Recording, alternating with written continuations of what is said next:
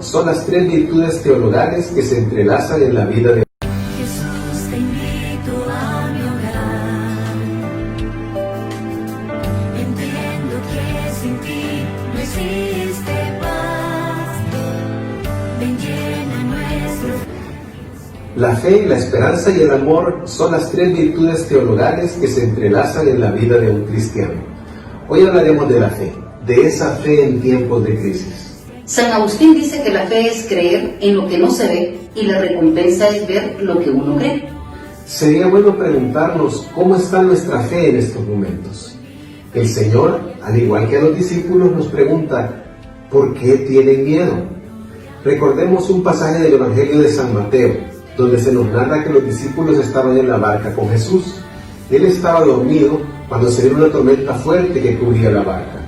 Y despertaron a Jesús y le decían, sálvanos, Señor. Y Él les dijo, ¿por qué tienen miedo? ¿Qué poca fe tienen? Y es que el hecho de que tengamos fe en el Señor no nos aísla de los problemas. El Señor sabe que estamos pasando por momentos difíciles y es precisamente en estos momentos cuando tenemos que decirle al Señor, yo creo, pero ayuda a mi poca fe. En los problemas económicos, en la incertidumbre de nuestros empleos o de nuestro negocio, Él nos dice, no tengan miedo, tengan fe. En esa enfermedad o en esa dificultad que estamos atravesando en nuestro matrimonio o con nuestros hijos, en esa soledad, en esa ansiedad, en esa angustia, nos dice, tengan fe. Jesús va en nuestra barca y solo Él puede calmar la tempestad y esos vientos fuertes. Dios actúa cuando tiene que actuar. Por eso nunca pongamos un punto y final cuando Dios solo ha puesto una coma. Las cosas no acaban cuando a nosotros nos parece que se van terminando. Las cosas acaban cuando y como Dios lo decide. Pidámosle al Señor esa fe de Abraham, que le ofreció a su único hijo, la fe de Jairo para que salvara a su hija, la fe de la mujer hemorroidiza que sabía que con solo tocar su manto iba a ser sanada, esa fe de Job, la fe del paralítico. Y Él nos dirá también a nosotros, tu fe te ha salvado. Pero, ¿cómo aumento mi fe? Alimentándola con la oración diaria, nutriéndola con la palabra de Dios, recibiendo la Eucaristía en gracia. Alegrémonos, ya estamos a pocas semanas de que abran nuestros templos. Y queremos ir terminando parafraseando unas palabras de nuestro párroco, el Padre Carlos. Ánimo. Lo importante es seguirnos agarrando de la mano del Señor en los tiempos de tormenta, porque el fruto es la paz. Y solo si tenemos esa paz seremos capaces de transmitírsela a todos los que nos rodean. Y solo si tenemos esa paz, ellos verán en nosotros el rostro de Jesús. Recuerden que como familia o como pequeña iglesia doméstica, estamos llamados a ser portadores de la fe, de la esperanza y el amor de Dios. Madre Santísima, intercede por nosotros.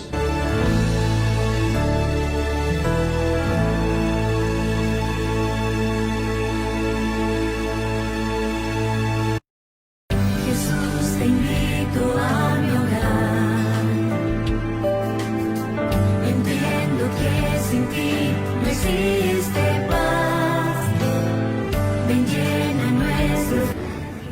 La fe, la esperanza y el amor son las tres virtudes teologales que se entrelazan en la vida de un cristiano. Hoy hablaremos de la fe, de esa fe en tiempos de crisis. San Agustín dice que la fe es creer en lo que no se ve y la recompensa es ver lo que uno cree. Sería bueno preguntarnos cómo está nuestra fe en estos momentos. El Señor, al igual que a los discípulos, nos pregunta, ¿por qué tienen miedo? Recordemos un pasaje del Evangelio de San Mateo, donde se nos narra que los discípulos estaban en la barca con Jesús. Él estaba dormido cuando se vino una tormenta fuerte que cubría la barca. Y despertaron a Jesús y le decían, sálvanos, Señor. Y Él les dijo, ¿por qué tienen miedo? ¿Qué poca fe tienen? Y es que el hecho de que tengamos fe en el Señor no nos aísla de los problemas. El Señor sabe que estamos pasando por momentos difíciles y es precisamente en estos momentos cuando tenemos que decirle al Señor, yo creo, pero ayuda a mi poca fe. En los problemas económicos, en la incertidumbre de nuestros empleos o de nuestro negocio, Él nos dice, no tengan miedo, tengan fe. En esa enfermedad o en esa dificultad que estamos atravesando en nuestro matrimonio o con nuestros hijos, en esa soledad, en esa ansiedad, en esa angustia, nos dice, tengan fe. Jesús va en nuestra barca y solo Él puede calmar la tempestad y esos vientos fuertes. Dios actúa cuando tiene que actuar. Por eso nunca pongamos un punto y final cuando Dios solo ha puesto una coma. Las cosas no acaban cuando a nosotros nos parece que se van terminando. Las cosas acaban cuando y como Dios lo decide. Pidamos al Señor esa fe de Abraham, que le ofreció a su único hijo, la fe de Jairo para que salvara a su hija, la fe de la mujer hemorroidiza que sabía que con solo tocar su manto iba a ser sanada, esa fe de Job, la fe del paralítico. Y Él nos dirá también a nosotros: tu fe te ha salvado. Pero, ¿cómo aumento mi fe? Alimentándola con la oración diaria, nutriéndola con la palabra de Dios, recibiendo la Eucaristía en gracia. Alegrémonos, ya estamos a pocas semanas de que abran nuestros templos. Y queremos ir terminando parafraseando unas palabras de nuestro párroco, el Padre Carlos. Ánimo, lo importante es seguirnos agarrando de la mano del Señor en los tiempos de tormenta, porque el fruto es la paz. Y solo si tenemos esa paz seremos capaces de transmitírsela a todos los que nos rodean. Y solo si tenemos esa paz, ellos verán en nosotros el rostro de Jesús. Recuerden que como familia o como pequeña iglesia doméstica, estamos llamados a ser portadores de la fe, de la esperanza y el amor de Dios. Madre Santísima, intercede por nosotros.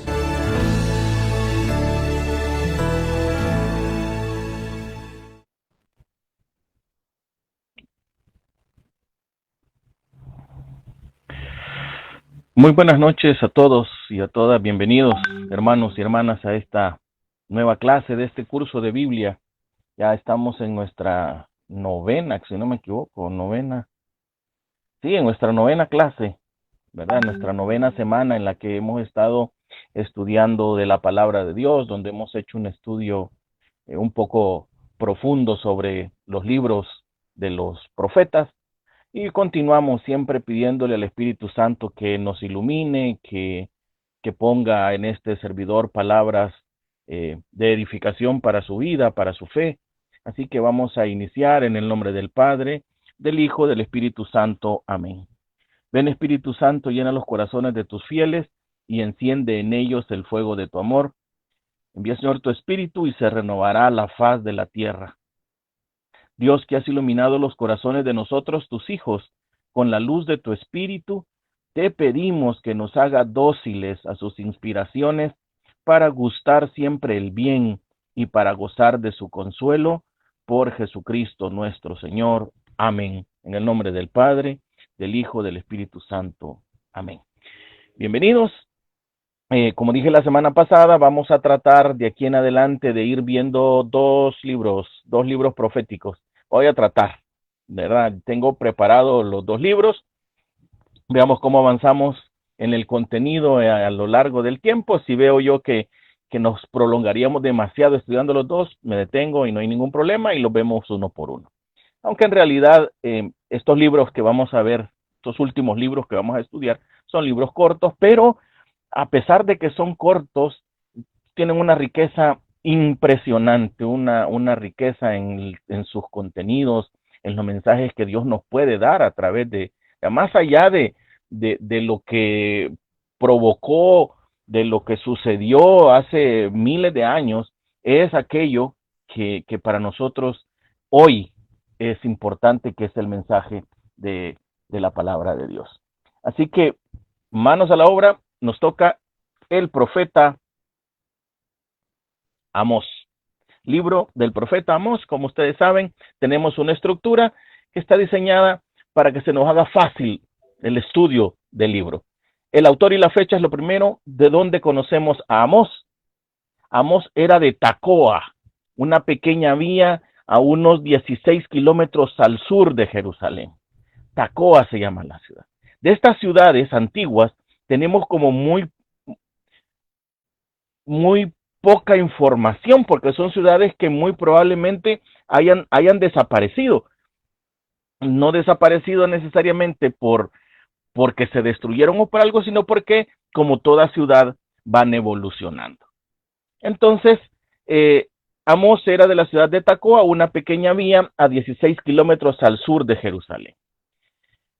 Amós no era de descendencia sacerdotal como otros profetas que ya hemos estudiado, o nobles. ¿Se recuerdan ustedes que había un profeta, ahorita se me acaba de ir el nombre, que tenía cercanía con los reyes, por ejemplo, que conocía de las relaciones del rey y de los sacerdotes, porque era alguien que venía de la nobleza? Amós no. Amós trabajaba como un pastor. En el capítulo 1, versículo 1 del libro de Amós encontramos la siguiente palabra. Palabras de Amós, uno de los pastores de Tecoa, visiones que tuvo acerca de Israel en tiempo de Osías, rey de Judá, en tiempo de Jeroboam, hijo de Joás, rey de Israel, 2 años antes del terremoto. Aquí quiero que nos detengamos en nombres, en los nombres de los siguientes. En primer lugar, en Osías, rey de Judá. Luego, Jeroboam, hijo de Joás, rey de Israel. Y en un acontecimiento, un terremoto. Nosotros en nuestro país conocemos mucho de qué significa un terremoto. Pero entonces, para conocer al personaje, para conocer a Amós, tengamos presente a Osías, Jeroboam y el terremoto. En el capítulo 7, versículo 14, nos vuelve a poner en contexto el mismo profeta y dice: Amós le respondió a Amasías, otro nombre, otro personaje que quiero que tengamos presente. Amós le respondió a Amasías: yo no soy profeta ni hijo de profetas, sino un pastor cultivador de sicomoros. Pero el Señor me sacó de detrás del rebaño y me dijo: ve a profetizar a mi pueblo Israel. Amós, capítulo 7, versículo 14. Entonces, ¿para qué nos van a servir estos nombres y este acontecimiento? Repito los nombres: Osías, Jeroboam, Amasías y el terremoto. ¿Para qué nos van a servir? Para descubrir el espacio temporal en el que Amós realizó su ministerio profético.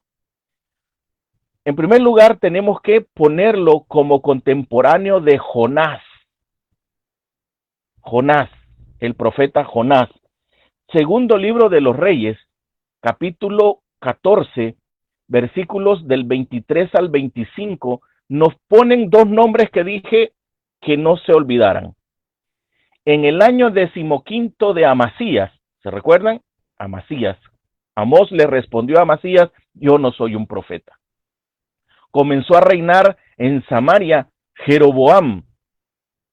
Dice que la palabra de Dios le fue dada y fue sacado él de entre los pastores en tiempos de Osías y Jeroboam. Le respondió a Amasías. Entonces, estamos viendo que Amós sí tuvo, con mucha certeza podemos definir el espacio, el tiempo en el que realizó su ministerio profético. Continúo leyendo. Hizo lo que es malo a los ojos del Señor y no se apartó de ninguno de los pecados que Jeroboam, hijo de Nebat, había hecho pecar a Israel. Él restableció la frontera de Israel desde la entrada de Hamad hasta el mar de Arabá, conforme a la palabra que había dicho el Señor Dios de Israel, por medio de su servidor el profeta Jonás, hijo de Amitai, que era Gat-Jefet. Nombres. No estamos hablando, recuerden ustedes, del contenido del texto, sino de la ubicación espacio-temporal del profeta.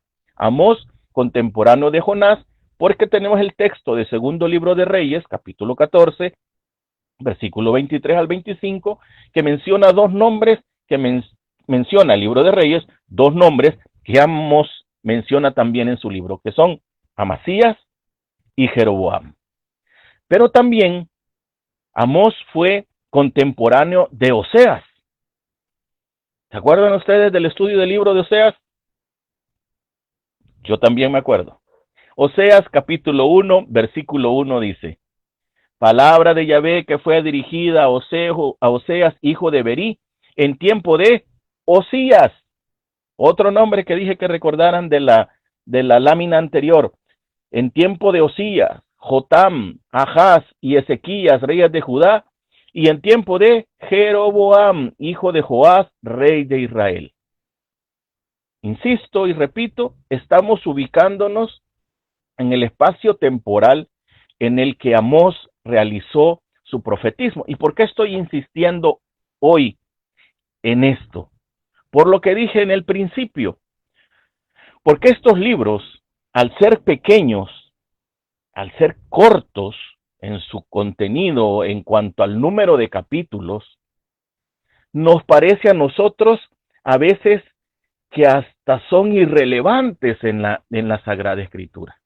Quizás no la irrelevancia no es la palabra, pero que son muy poco conocidos porque creemos que su contenido no tiene tal importancia como escuchar que se diga que es la palabra del profeta Isaías.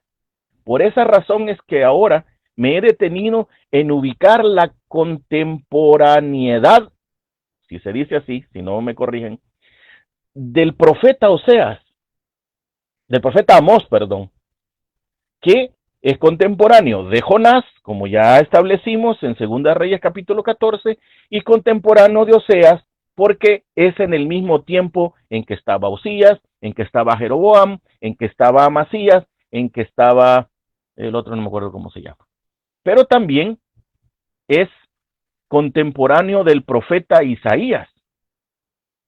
Contemporáneo de Isaías, y lo podemos encontrar en Isaías capítulo 1, versículo 1, donde dice, visión de Isaías, hijo de Amós. Aclaro, este Amós no es del profeta que estamos hablando. Así se llamaba, por casualidad, el papá del profeta, Isaías. Y dice, visión de Isaías, hijo de Amós, que no es el profeta que estamos estudiando, vio tocante a Judá y Jerusalén en tiempo de Osías, Jotam, Ahaz, Ezequías, reyes de Judá. ¿Quién es el personaje común entre Isaías y Amós? Osías. Entre Amós y Oseas, Osías y Jeroboam. Entre Jonás y Amós, Amasías y Jeroboam.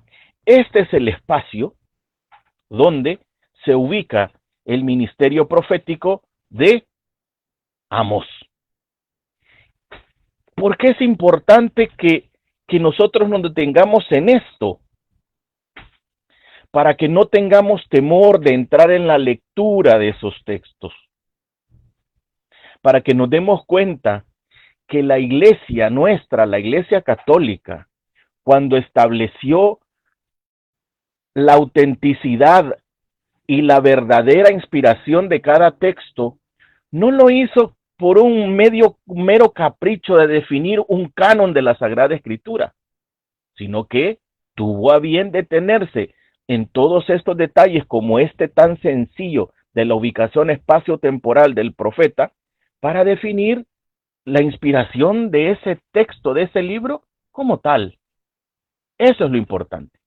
Acuérdense que yo les he insistido que este curso de los profetas no es tanto para guardar grandes conocimientos teológicos, doctrinales, para que nos podamos, el tiempo, los años, no, el curso es para despertar un interés en conocer aquello que en muchas ocasiones se nos ha presentado como algo complicado de entender.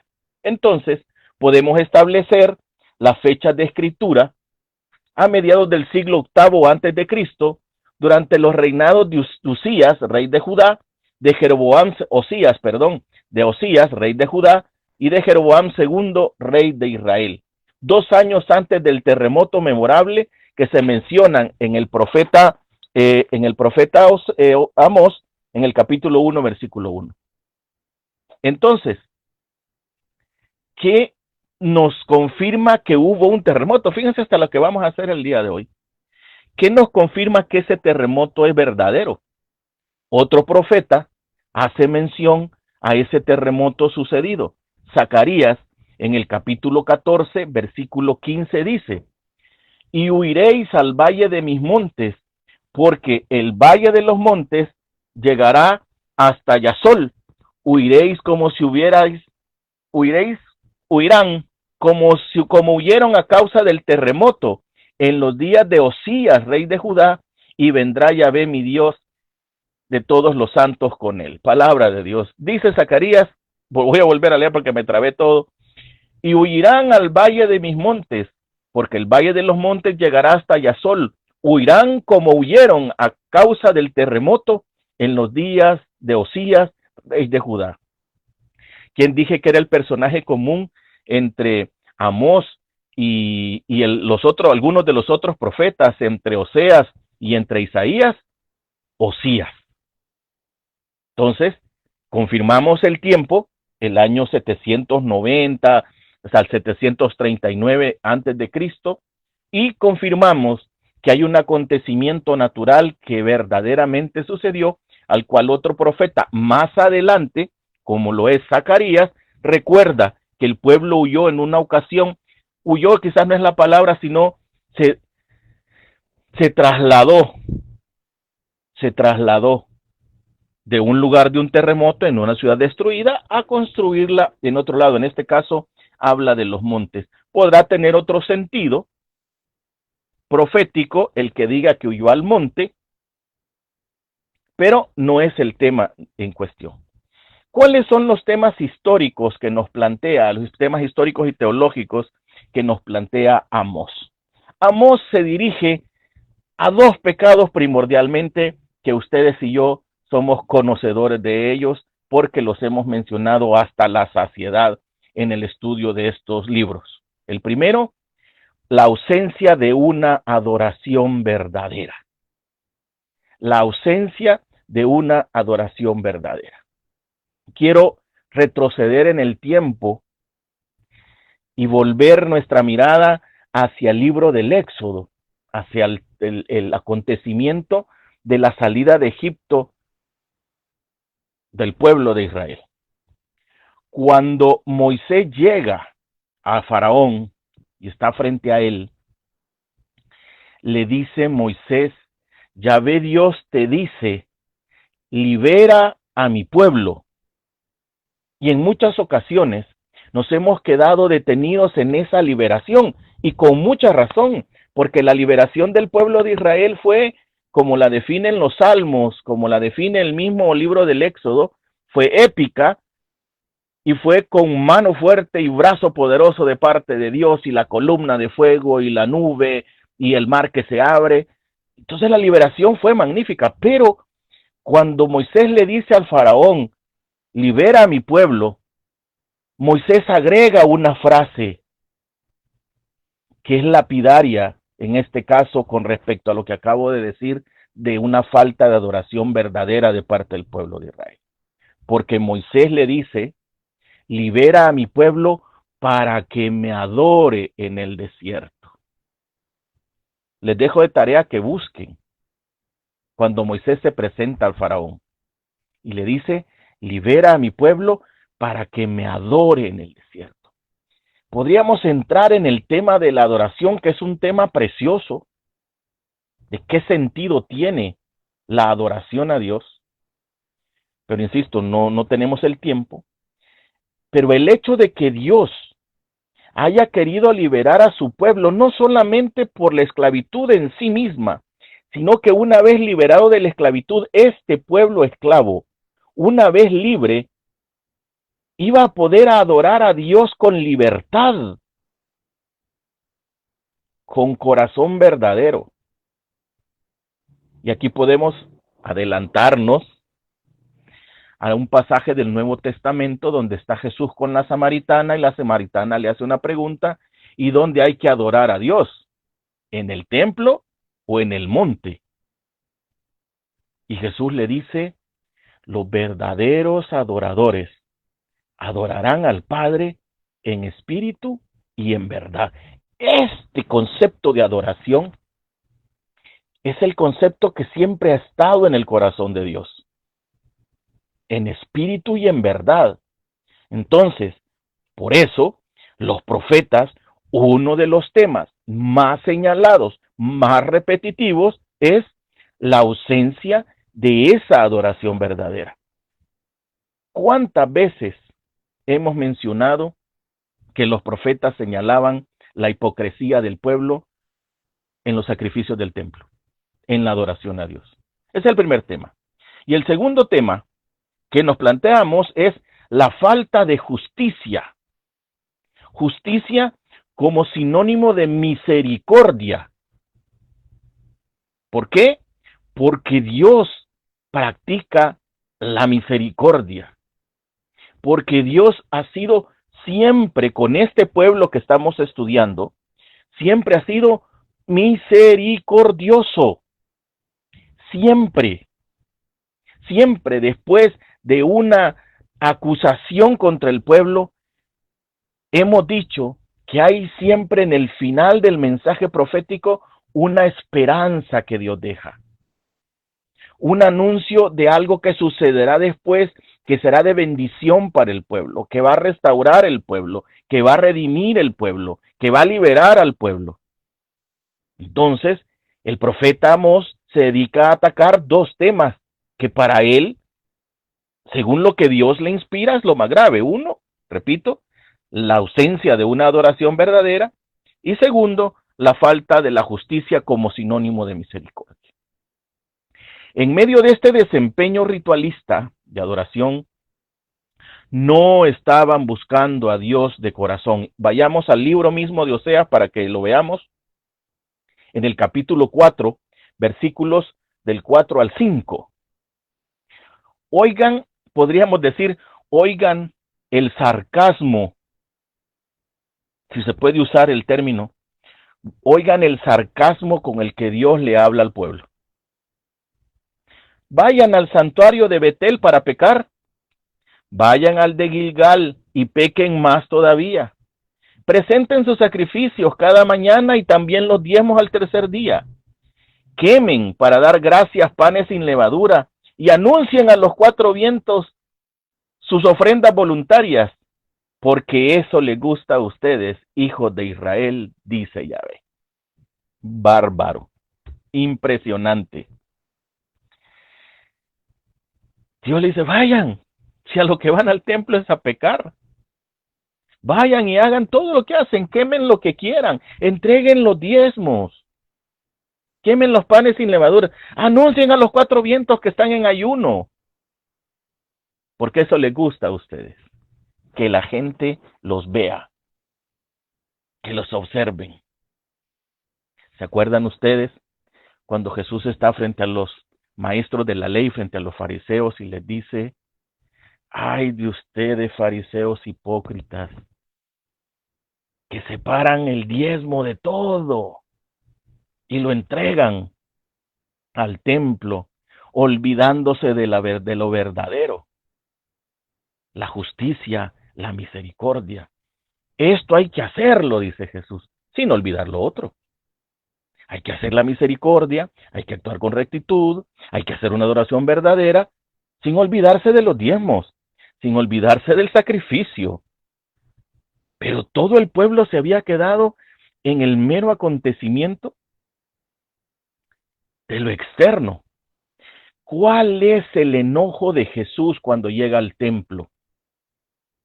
¿Cuál es la frase que dice al final cuando todo el mundo está asustado y asombrado que lo ven enojado? Y dice, han convertido la casa de mi padre en cueva de ladrones. ¿Por qué? Porque el culto en sí mismo del pueblo de Israel se había convertido en un negocio afuera del templo. Entonces, con razón entendemos que ante este mensaje que Dios le da a Amós, guárdenlo en su corazón, capítulo 4, versículos del 4 al 5, hagan lo que quieran, dice, háganlo. Eso les gusta a ustedes. Dios está pidiendo que sea algo que se mueva en el corazón. Y sigamos estudiando más. Capítulo 5, versículos 4 al 6. Capítulo 5, versículos 4 al 6. Si dice Yahvé a la casa de Israel, búsquenme a mí y vivirán, pero no me busquen en Betel, ni vayan al Gilgal, ni pasen a Berseba, porque Gilgal será enviado al destierro, Betel será destruida a la nada, busquen a Yahvé y vivirán.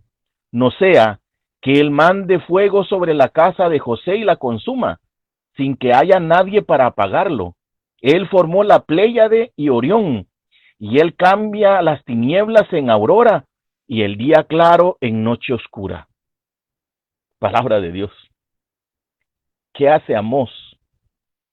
Hace una interpretación del mensaje anterior y les dice, miren, comprendan lo que Dios les está diciendo. En primer lugar, ya no hagan eso que estaban haciendo. Busquen a Yahvé y vivirán. Ese es el mensaje central de esos dos versículos del capítulo 5. Capítulo 5, versículos del 4 al 6. Busquen a Yahvé y vivirán. ¿Por qué? Porque Él tiene el poder de cambiarlo todo. Él formó el universo, Él formó Orión, Él cambia las tinieblas en luz, pero también cambia la luz en tinieblas. Siempre y cuando el pueblo de Israel buscara a Dios con un verdadero corazón, Dios iba a ser siempre su bendición. El pueblo de Israel iba a ser bendecido. Entonces, el profeta Amós comprende mucho. Y aquí quiero decir algo sin quitarle mérito a todo lo que hemos estudiado. Todos los profetas son importantes, pero a mí me llama la atención, y esto es algo muy mío, oye, esto es muy mío. ¿Por qué del corazón de un pastor, de alguien que fue sacado de allá de atrás, dice Amós, atrás del rebaño fue sacado? ¿Por qué en el corazón de este pastor hay claridad en la adoración? Hay esta claridad en la adoración. No digo que en nosotros no lo haya, por eso lo aclaré. No digo que en nosotros profetas no lo haya, pero ¿por qué en el corazón de este pastor hay esa claridad meridiana en el sentido de la adoración? A mí solo me hace saber, me hace recordar que el reino de los cielos es para los pobres. Y entiendan la palabra pobre. Es para los pobres de espíritu. Para aquellos que se acercan a Dios con un corazón humilde. Para aquellos que van buscando a Dios con un corazón sincero. Con un corazón que se abre esperando y confiando en aquello que Dios pueda hacer. No en lo que nuestros sacrificios externos provoquen en los demás. Esta misma sensación que me ha dado el profeta Amós, este mismo sentimiento que ha provocado en mí, la verdad, es el mismo sentimiento que me da cada vez que recuerdo la elección de David, del rey David. Cuando el profeta llega a la casa de Jesé y le dice, uno de tus hijos será nombrado rey. Y desfilan todos los hijos de Jesé, desde el guerrero, el uno, el otro, y le dice el profeta, perdonen que parafrasee la palabra del profeta, y le dice, ¿y no tendrás otro hijo por ahí? Y le dice Jesé, sí, tengo uno. Es el que cuida las ovejas, el pastor, el que anda dejándoles la comida a todos estos ahí donde... Y el profeta le dice, llámalo. Y aquel que estaba escondido en el rebaño se convierte en la imagen, en la prefiguración más grande que tenemos de Jesucristo. Y el Mesías debía ser descendiente de David. Y el libro de los Hechos de los Apóstoles dice que David era un hombre según el corazón de Dios. Por eso, de estos corazones humildes, hay una gran apertura y facilidad para descubrir estos temas de cómo se adora a Dios. ¿Se acuerdan ustedes de la parábola de Jesús? De aquella anciana que entró y depositó lo único que tenía. ¿Se recuerdan? Eso es esto de lo que estamos hablando. Aquella imagen de aquella mujer que dejó todo, su centavito, pero era todo, y le deposita a Dios porque confía en la providencia de Dios. De eso estamos hablando.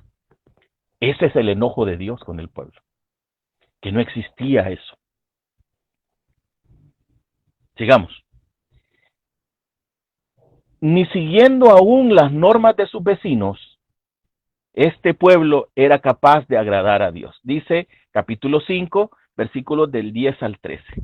Ustedes odian al que defiende lo justo en el tribunal y aborrecen a todo el que dice la verdad. Pues bien, ya que ustedes han pisoteado al pobre exigiéndole una parte de su cosecha, esas casas de piedra canteadas que edifican no las van a ocupar. Y de esas cepas escogidas que ahora plantan no probarán vino, pues yo sé que son muchos sus crímenes y enormes sus pecados, opresores de gente buena, que exigen dinero anticipado y hacen perder su juicio al pobre en los tribunales. Por esto, el hombre prudente tiene que callarse, porque estamos pasando días difíciles. Qué palabra más profética para nuestros días, de verdad. Así es la palabra de Dios.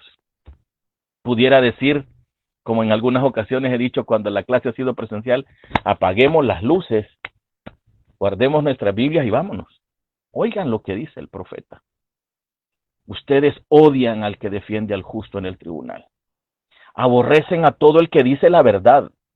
Pues bien, ya que ustedes han pisoteado al pobre, no crean que van a vivir donde creen que van a ir a vivir. No van a probar el vino de esa que están sembrando. Y nos da al final un consejo.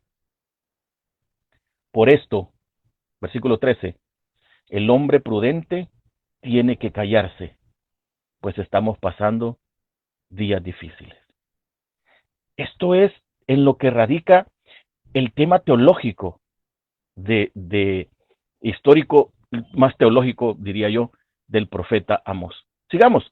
En el capítulo 6, versículos 12 al 14, nos confirma una vez más esto de la profecía de Amós. Dice, galopan por las rocas los caballos, o se ara en el mar con bueyes, para que ustedes cambien en veneno el derecho y en ajenjo la sentencia del tribunal, y luego se sienten orgullosos por cosas de nada, y andan diciendo, ahora somos fuertes, nos hemos hecho imbatibles. Pues bien, yo voy a lanzar contra ustedes, israelitas, una nación que los oprima desde la entrada de Hamat hasta el torrente de Arabá. Palabra de Yahvé Sebaot.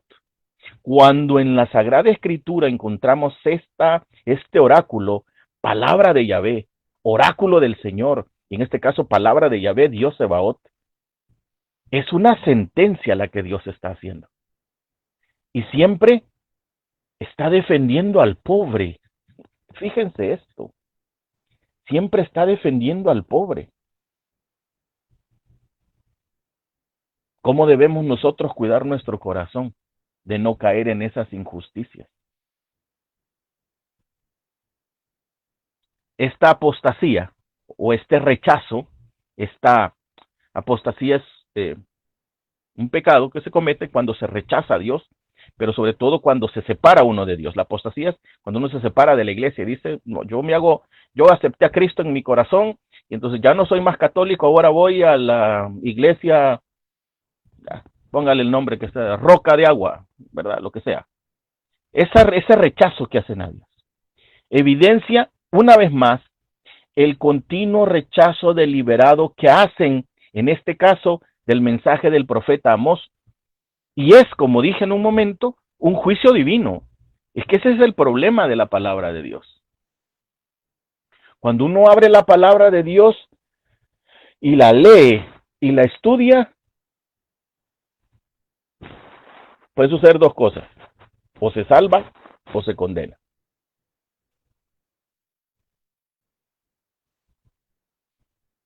porque nuestra vida se ve confrontada con la palabra. Si nosotros no sentimos que nuestra vida es confrontada con la palabra de Dios, hay algo que nos está haciendo falta. Y no hablo en este caso, mis queridos hermanos y hermanas, no hablo solo del evangelio, hablo de la palabra de Dios en general, en su totalidad, en su amplitud, en su grandeza. Desde el Génesis, capítulo 1, versículo 1, hasta el Apocalipsis, capítulo 22, versículo, no me acuerdo cuál es el último. Así, eso es. Entonces, no obstante, debido a ese pecado, fíjense, Dios no abandonará a Israel en su totalidad, sino que traerá restauración futura al realmente justo, al remanente justo, aquel pequeño resto que queda prendido de Dios, aquel pequeño resto del pueblo de Israel que confía en las promesas de Dios, aquel pequeño resto, aquel pequeño remanente que espera la venida del Mesías, un Mesías verdadero, un Mesías que conocen verdaderamente la forma en que va a venir, que no esperan un guerrero que los va a liberar una vez más, no, un Mesías de verdad. Ese es el pequeño resto. Capítulo 9, versículos del 7 al 15 del libro de Amós. Dice, ¿no sois ustedes para mí como hijos de Cusitas, o hijos de Israel, oráculo de Yahvé? ¿No hice yo subir a Israel del país de Egipto como a los filisteos de Caftor y a los arameos de Quir? He aquí que los ojos del Señor Yahvé están sobre el reino pecador. Voy a exterminarlo de la faz de la tierra. Y aunque no exterminare del todo a la casa de Jacob, oráculo de Yahvé, pues he aquí que yo doy orden y zarandearé a la casa de Israel entre todas las naciones, como se zarandea con la criba, sin que ni un grano caiga a la tierra. A espada morirán todos los pecadores de mi pueblo.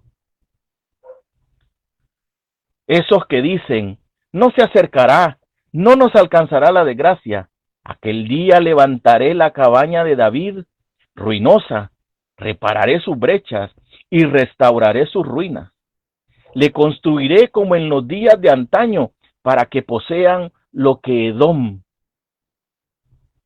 queda de Edom, y de todas las naciones sobre las que han invocado mi nombre, oráculo de Yahvé, el que hace esto. He aquí que vienen días, oráculo de Yahvé, en que el arador empalmará con el segador, y el pisador de la uva con el sembrador.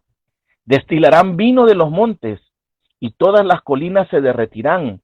Entonces haré volver a los deportados de mi pueblo Israel, reconstruirán las ciudades devastadas y habitarán en ellas, plantarán viñas y beberán su vino, harán huertas y comerán sus frutos. Yo los plantaré en el suelo y no serán arrancados nunca más del suelo que yo les di, dice Yahvé tu Dios. Palabra de Dios.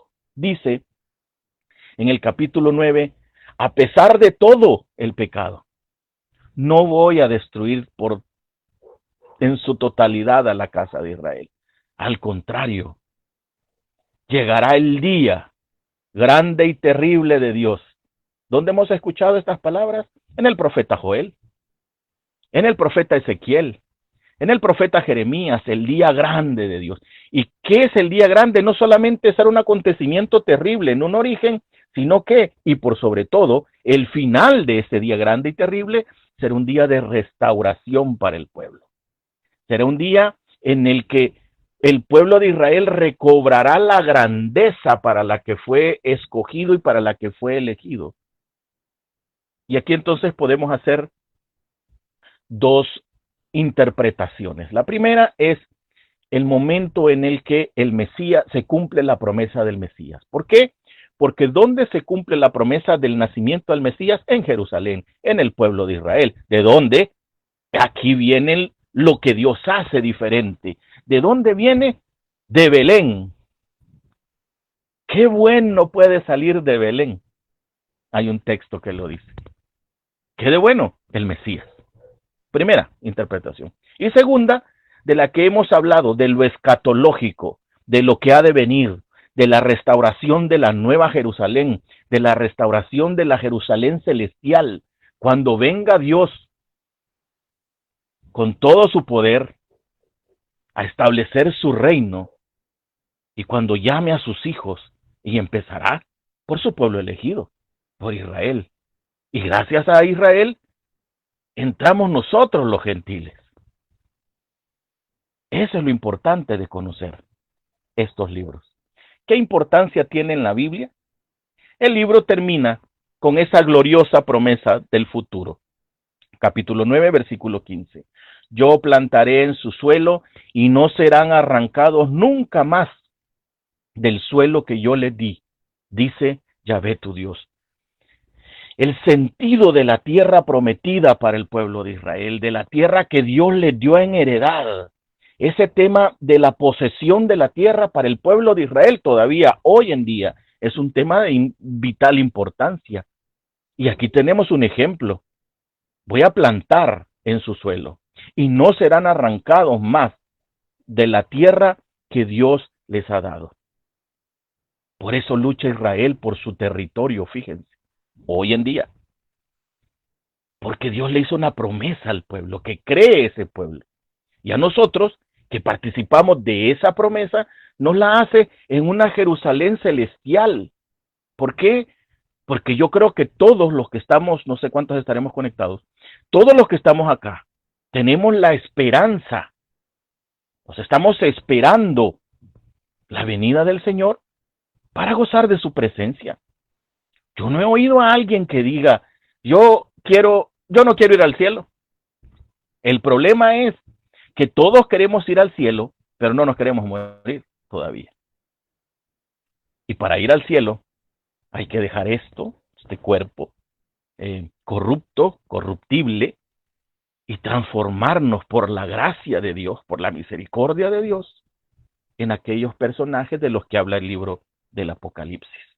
Entonces, el cumplimiento definitivo de la tierra que Dios le hace a Abraham es de lo que estamos hablando. Allá en Génesis capítulo 12, versículo 7, Dios le dijo, Yahvé se apareció a Abraham y le dijo, a tu descendencia he de dar esta tierra. Entonces, donde hizo esa promesa Dios a Abraham, dice la palabra de Dios en el Génesis 12, 7, entonces edificó ahí un altar a Yahvé que se le había aparecido.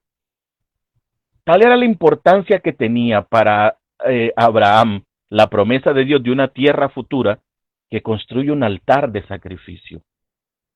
En el capítulo 15 de Génesis, versículo 7, le repite y le dijo, yo soy Yahvé que te saqué de Ur de los Caldeos para darte esta tierra en propiedad. Una vez más habla del tema que dije hace un momento, de la tierra. Génesis 17:8 nos dice, yo te daré a ti y a tu prosperidad y a tu posteridad la tierra en la que andas como peregrino, todo el país de Canaán en posesión perpetua, y yo seré el Dios de los tuyos. Ocurrirá, según nos dice el profeta Joel, durante un reinado milenario. No vamos a entrar en el detalle del tema milenario porque es del libro del Apocalipsis, pero se habla de un reino de un tiempo donde Dios va a reinar por 1000 años, pero como para Dios son 1000 años es como un día, y un día como 1000 años es un periodo de tiempo que solamente es un signo. Y esto, Apocalipsis 20 nos lo describe como este reinado de los 1000 años de Cristo sobre la tierra, que va a ser más importante que el tiempo, por favor entiéndanme, más importante que el tiempo, el 1000 años, es cómo será el reinado. Porque dice el libro del Apocalipsis que será un reinado de paz y de gozo bajo el perfecto gobierno de Dios su Salvador. En ese tiempo, el creyente de Israel y los gentiles, nosotros cristianos, seremos reunidos con la iglesia y será presentada sin mancha ni arruga, dice San Pablo. Y aparecerá aquella mujer con las 12 estrellas en su cabeza, con la luna bajo sus pies, que es nuestra Madre Santísima, la Virgen María, que es el signo de la iglesia santa e inmaculada, de la cual nosotros seremos parte. Hacia allá tiende el mensaje del profeta Amós. Así que me voy a quedar aquí. Son las 7:45. Aunque solo es un capítulo del profeta Abdías, es casi igual el contenido. Así que no corramos, no se trata de correr, pero concluyamos. Qué lindo es descubrir que Dios, a pesar de nuestro pecado, siempre tiene una esperanza restauradora para nuestra vida. Qué bonito es creer en las promesas de Dios, que nos dice, no tengan miedo, yo estoy con ustedes todos los días hasta el fin del mundo. Y ante las ideas catastróficas del día grande de Dios, de que el mundo se va a acabar, de que todo va a ser destruido, de que vendrá el juicio final, nuestra mirada tiene que estar puesta en la esperanza que Él nos da. Y hoy, más que nunca, en este año 2020 que ha sido ingrato y cruel con todo el mundo y que lo está haciendo con nosotros en nuestro país, nuestra mirada, sin dejar de ver la realidad, tiene que estar puesta en lo único certero que tenemos, a Dios nuestro Padre, y hacer una opción por Cristo en nuestra vida. No como una fórmula mágica, porque en la batalla nadie es ateo. Ante la muerte cercana nadie es ateo. Creo que hasta mucha gente busca a Dios, qué bueno.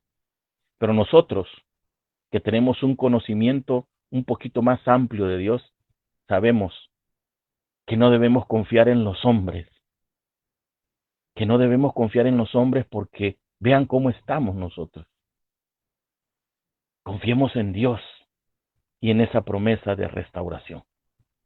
Vamos a orar y pongan en esta oración en la mano de Dios a todos sus familiares enfermos por esta pandemia, a todos aquellos que han fallecido, que ustedes conocieron, quizás no cercano, pero que saben que la compañera de trabajo de fulano de tal murió, que aquí, que allá, y oremos por ellos, para que Dios les haya concedido la misericordia, y oremos por nosotros, para que Dios nos dé fuerza, para que Dios nos haga valientes en medio de esta incertidumbre. Así que pongamos en las manos de Dios esto que acabo de decir. Repito, la próxima semana veremos al profeta Abdías. No puedo con dos profetas al mismo tiempo, pero eso es lo que Dios quiere. Vayamos despacio, no corramos. En el nombre del Padre, del Hijo, del Espíritu Santo. Amén. Padre Santo, en esta noche, de este último día de este mes de junio, terminamos medio año, Señor, en medio de toda esta calamidad, de esta pandemia, de esta enfermedad, que nos tiene en muchas ocasiones atemorizados, con incertidumbre de qué va a suceder, de hacia dónde vamos. Queremos, Señor, en esta noche poner nuestra mirada en ti y poner en tus manos a toda nuestra familia, a los cercanos, a los que viven con nosotros bajo el mismo techo, pero aquellos que también, Señor, tenemos tiempo de no ver, aquellos a quien tenemos tiempo de no abrazar, aquellos con quienes tenemos tiempo de no ver una sonrisa de su rostro.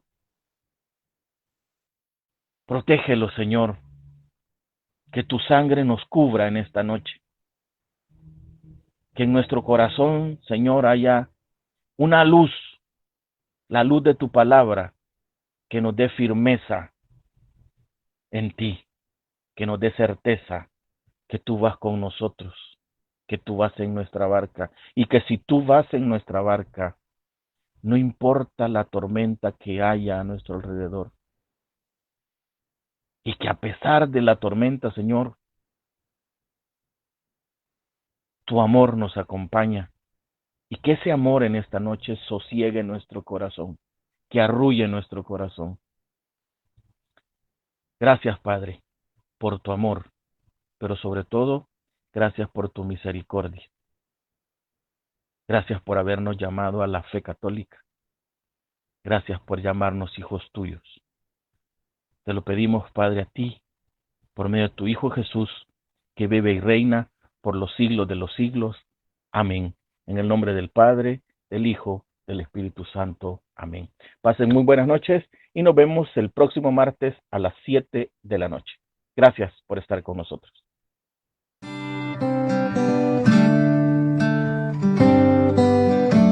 En el Salmo 23, el Señor es mi pastor, nada me falta. En verdes praderas me hace reposar, me conduce a fuentes tranquilas y recrea mis fuerzas. Me guía al sendero adecuado, haciendo gala su oficio. Aunque camine por lujubres cañadas, ningún mal temeré, porque tú vas conmigo. Tu vara y tu bastón me defienden. Preparas ante mí una mesa en presencia de mis enemigos. Me unges con perfume la cabeza y mi copa rebosa.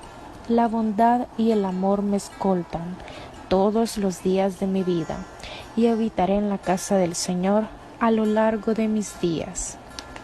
Dice, Él unge mi cabeza con aceite. Parece un lenguaje figurado que significa que Dios mantenía saludable al salmista, pero esto no es así. Analicemos este paralelo. Los insectos fastidian a las personas, pero pueden matar a una oveja. Las moscas, mosquitos y otros insectos pueden convertir el verano en una tortura para el ganado. Existen unas moscas llamadas moscas de la nariz, a quienes les gusta atormentar a las ovejas al poner huevos en sus fosas nasales, que luego se convierten en gusanos e impulsan a las ovejas a agitar la cabeza por horas, a golpear su cabeza contra las rocas, se olvidan de comer, no pueden dormir. En estos extremos de intensas plagas, la oveja puede meterse en un esfuerzo frenético por encontrar alivio. Por esta razón el pastor unge a la oveja, le cubre la cabeza con un repelente hecho de aceite. El olor del aceite impide que los insectos se acerquen y los animales permanecen en paz. Ese aceite forma una barrera de protección contra el mal que trata de destruirlas. Por la situación que estamos viviendo mundialmente, ¿tienes momentos de tormento mental? ¿Los pensamientos preocupantes invaden tu mente una y otra vez? ¿Te golpeas la cabeza contra la pared tratando de detenerlos? ¿Alguna vez le has pedido a Dios que ungiera tu cabeza con aceite? Tomemos el Salmo 23 como nuestro y estemos convencidos de que Dios tiene un suministro infinito. Su aceite protege y hace posible que podamos fijar nuestro corazón, mente y ojos en Él, hoy y siempre. Tomados de nuestro Señor hay paz en el valle. Que nuestro Padre nos unja con aceite hoy y siempre, para que nuestra vida rebose de su espíritu, salud y bendiciones para siempre.